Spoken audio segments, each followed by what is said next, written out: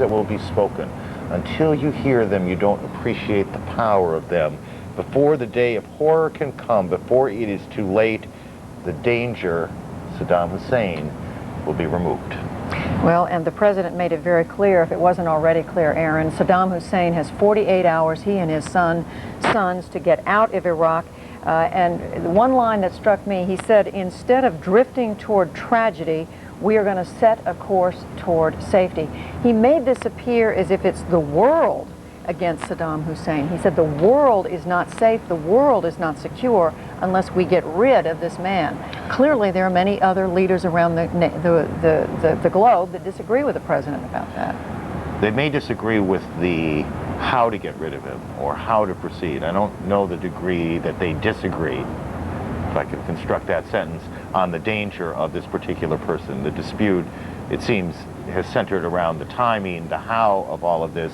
But in any case, all of that, the how of this seems well down the road now. The how of it's pretty clear, 48 hours, and then as the president said, we will launch military conflict at a time of our choosing. That will come most likely from the air and from Kuwait, where literally hundreds of thousands of Americans are stationed tonight, and Wolf Blitzer and Christian Amanpour are there as well.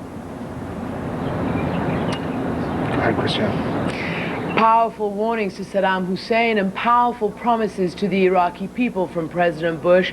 But 12 years ago, President Bush's father made a similar declaration of war, and the whole world was united with him. Arab troops were going to cross the border to get Saddam Hussein out of Iraq.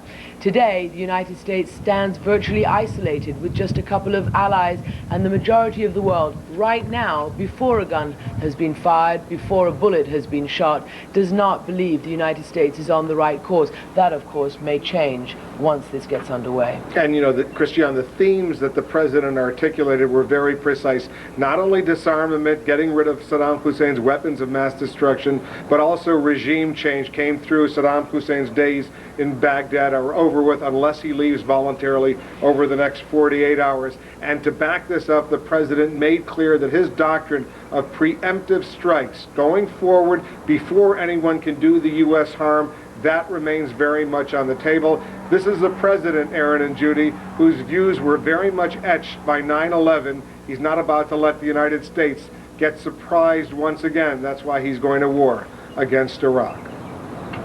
You're right, Wolf and Christian. Frequent references there to terrorism, to what would happen if weapons of mass... It'd be good news if the Turks change course. As you look at force readiness and the shape of the battlefield tonight, with a very likely possibility that we'll have war by the weekend, what gives you some pause, if anything? To be blunt, nothing does. Very determined men and women. The leadership is there. The technology is ready. The operation has really set the thing up to succeed. We're about to see a violent and coordinated attack throughout Iraq by special operations, air power, and electronic warfare. Possible, if not indeed probable, that there will be some military action by the United States before the end of the 48-hour ultimatum. David lays out the possibility that Saddam Hussein may have been moving some artillery pieces south within range of the Kuwaiti desert where U.S. troops are, possibly in range of Kuwait City. While this is not confirmed information, David points out that the nation should be alert to some possible military action before the end of the ultimatum time, which would come on Wednesday night. We will now... reporting that the threat level is now high, having been raised immediately upon President Bush's address to the nation and giving Saddam Hussein 48 hours to leave Iraq with his sons, or else there will be military action to remove him.